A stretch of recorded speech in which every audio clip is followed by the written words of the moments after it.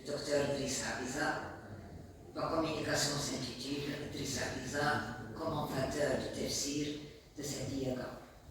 C'est une présentation de son ouvrage Étude des problèmes relatifs à la traduction arabe de la Bible.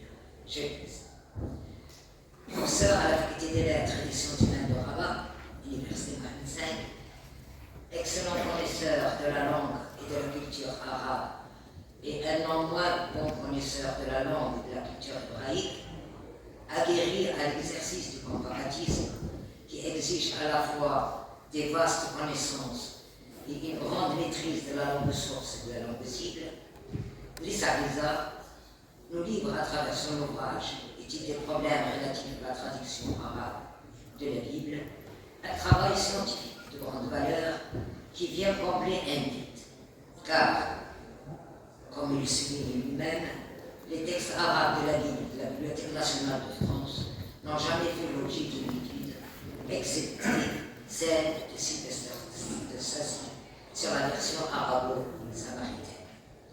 Il vient rappeler que le passé contient de quoi surmonter les antagonismes du présent. Vu que la version arabe de la Bible était destinée à la fois aux descendants des Juifs qui ne pouvaient pas la lire dans le texte original, et aux musulmans qui étaient des admirateurs de la Bible et ne pouvaient eux non plus lire le texte en hébreu. Ouvrir les arabophones non hébraïsants à la culture juive en leur faisant connaître le tafsir de Sa'diya est l'un des objectifs de l'ouvrage d'Idriss Hafiza. Et en ce temps où l'islam et les Arabes sont stigmatisés dans les médias occidentaux, où le conflit arabo-israélo-palestinien tend à occulter plus de 11 siècles d'histoire commune entre les Juifs et les musulmans, l'ouvrage d'Idriss Hafiza sur la traduction arabe de la Bible hébraïque de Sadi Agaron vient remettre en cause les représentations essentialistes de la civilisation arabo-musulmane et montrer l'apport et la grande intégration culturelle des Juifs en terre d'islam à l'époque médiévale. Rappelons d'abord que les Arabes n'ont pas seulement conquis un territoire qui s'étendait de l'océan Atlantique aux rives de l'Indus, plus vaste que celui d'Alexandre, mais ils ont aussi brillé sur les plans scientifiques, philosophiques, techniques, littéraires et artistiques. Ils excellèrent dans différentes disciplines, au point qu'ils n'auraient pu faire mieux, et que Ibn Khaldun dans sa pratique. Cet essor sans précédent de la vie intellectuelle et scientifique n'aurait pas pu avoir lieu sans un vaste mouvement de traduction qui a commencé avec les Omeyyades et qui a connu son apogée au IXe siècle avec la dynastie des Abbassides. Le Khalif El-Mamoun, fils de Haroun al-Rachid, passionné de sciences, créa à Bagdad en 1832 Beit al-Hikma, la maison de la sagesse. Le premier et le plus grand centre de traduction de l'époque qui accueillait des savants et des lettrés de tout l'Empire musulman. Astronomes, astrologues, mathématiciens, physiciens, chimistes, médecins, architectes, philosophes et traducteurs étaient recrutés et grassement payés par le calife pour traduire en arabe le plus grand nombre de textes grecs, syriaques, persans ou hindous. Grâce à leur traduction, le monde musulman a pu sauvegarder l'héritage intellectuel antique, se le rapproprier, le développer et le transmettre à l'Occident médiéval.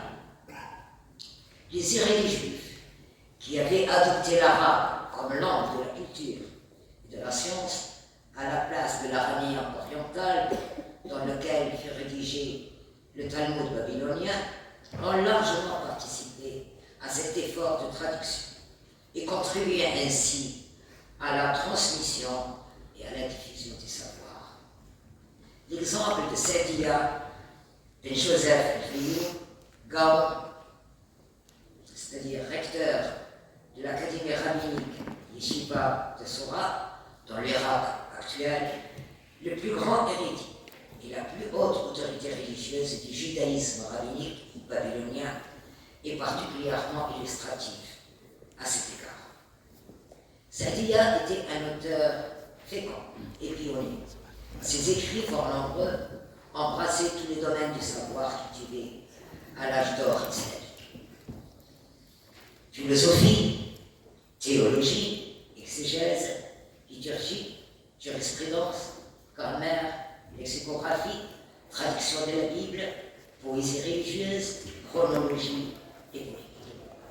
Il accomplit, écrit Elsa, dans tous ces domaines, un travail de pionnier, frayant le chemin à de nombreuses générations de savants qui ont pu approfondir, élargir et perfectionner ses recherches, ne sans jamais cependant atteindre à son universalité. Fin de la citation.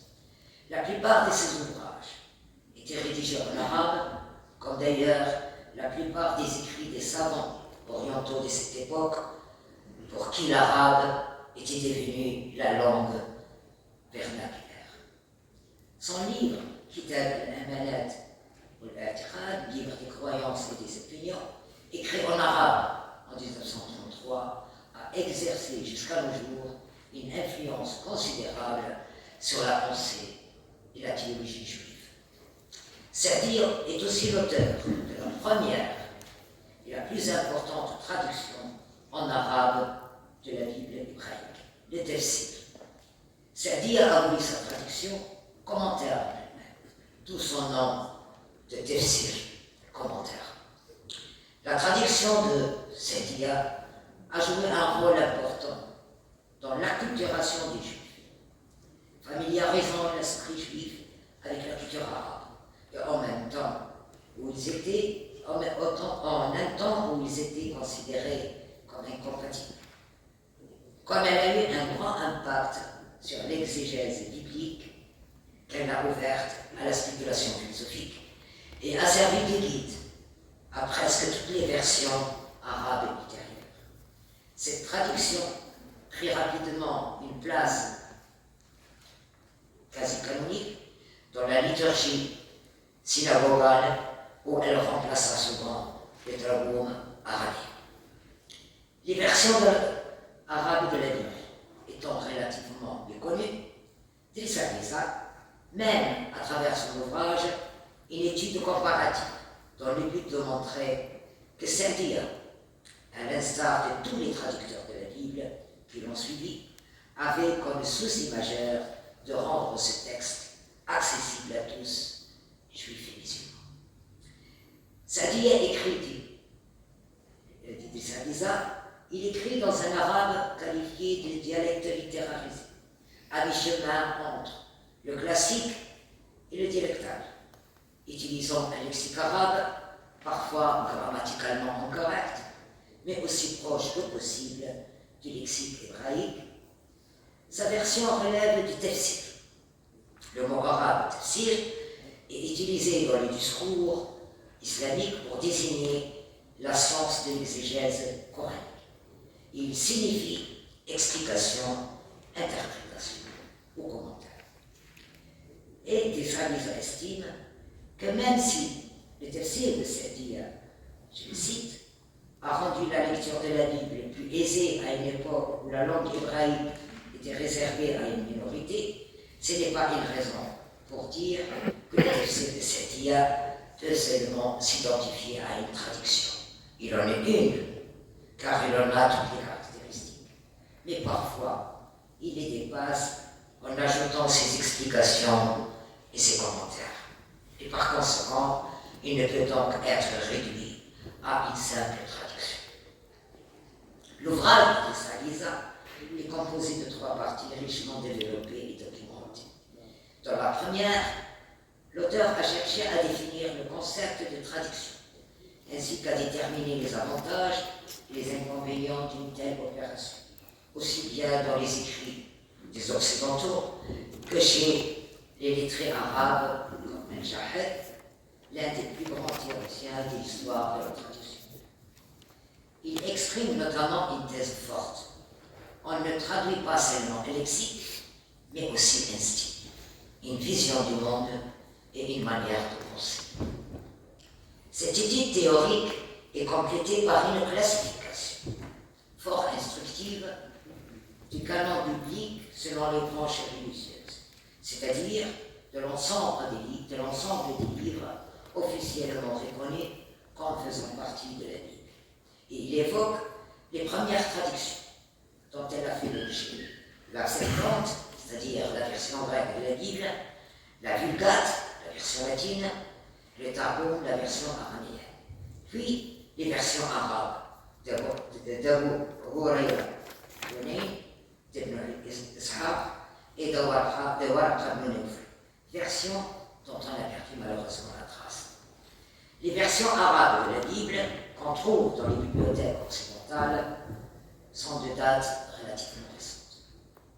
Autre point fort de cette partie est l'analyse de la méthode de traduction de Sa'diyya. Il en ressort que Sa'diyya, dans une volonté bien déterminée de rendre la lecture de la Bible plus accessible, s'accorde certaines libertés lors du processus de traduction, dont 4 sont essentiels. L'ajout des mots, qui ne figuraient pas dans le texte original, le retranchement des mots d'origine syriaque, grecque et hébraïque. Troisièmement, l'utilisation du spécifique à la place du commun. Et enfin, l'emprunt à la langue arabe vulgaire et la transposition en arabe littéraire d'un certain nombre de mots. Ce qui fait que Sa'diyya, selon toujours Steph de Salisa, on arrive parfois à dénaturer ou à altérer le sens de certains mots. Et que sa version, malgré l'esprit audacieux qui l'anime, présente, selon Salisa, un défaut essentiel, celui d'essayer de mettre la Bible en accord avec la tradition et les conceptions philosophiques de l'époque, notamment celle de la science islamique du kalam, la théologie rationnelle pratiquée par les Mu'tazilites. La raison de ces écarts est multiple. Rendre la Bible plus accessible à la communauté juive arabophone, d'où l'ajout d'explications et de commentaires, stopper le développement du karaïsme qui renie la valeur du Talmud et de la tradition orale rabbinique, et réagir contre les divagations des mystiques qui prenaient à la lettre les autres moralismes de la Bible. Et selon d'ailleurs plusieurs critiques, et à leur tête le professeur de Salisa, Sa'diyya Gamon, selon la tradition musulmane, il n'a pas utilisé dans sa traduction l'anthropomorphisme, c'est-à-dire attribuer à Dieu des caractéristiques humaines. Un catalogue de manuscrits de la tradition arabe de la Bible, de la Bibliothèque nationale de Paris, comprenant les versions à l'usage d'Égypte, les versions à l'usage des Samaritains et les versions à l'usage des Coptes, et accompagné d'une description bien détaillée de chaque manuscrit, vient clore ce riche développement. La deuxième partie examine certains versets de la Genèse qui ont posé des difficultés aux différents traducteurs de la Bible moderne. L'auteur y fait preuve ici d'une grande finesse dans l'analyse de chaque verset. En comparatiste et linguiste avéré, Salisa confronte le texte biblique en hébreu à ces différentes traductions arabes, y compris celle de Sa'diyya. Pour chaque verset analysé, il présente les propositions de traduction et d'explication données par des spécialistes de renom de la tradition biblique. Il discute et donne sa propre version. La troisième partie est consacrée à l'étude du lexique de la traduction arabe de la Genèse en 3 langues, arabe, hébreu et français. L'objectif de notre auteur est de comprendre et expliquer le choix du vocabulaire de chaque version et le champ sémantique ou lexical de tous les mots qui semblent constituer un obstacle au traducteur. Pour ce faire, sa démarche est la suivante. Donner le mot hébreu, qui a fait difficulté aux différents traducteurs, suivi de ses correspondants arabes de toutes les versions précédemment citées, avant de comparer leur usage. Ainsi, l'explication des mots employés par les diverses versions est suivie par une liste de tous les mots employés par Sa'dia dans sa traduction arabe du livre de la Genèse. Idriss Abiza étudie consomme, voyez, transcription des programmes, emploi des formes verbales et nominales, etc. Avant de dresser une liste des noms propres, des noms d'animaux et de plantes et de leurs correspondants en arabe. Un lexicon arabe, hébreu et français, de tous les mots employés dans la traduction de Sa'dia vient clore avec panache l'ouvrage de Dessaliza. L'apport du livre de Dessaliza est considérable, aussi bien pour les spécialistes des traductions arabes de la Bible hébraïque que pour les arabophones non cultisants qui s'intéressent à l'œuvre de Sa'dia.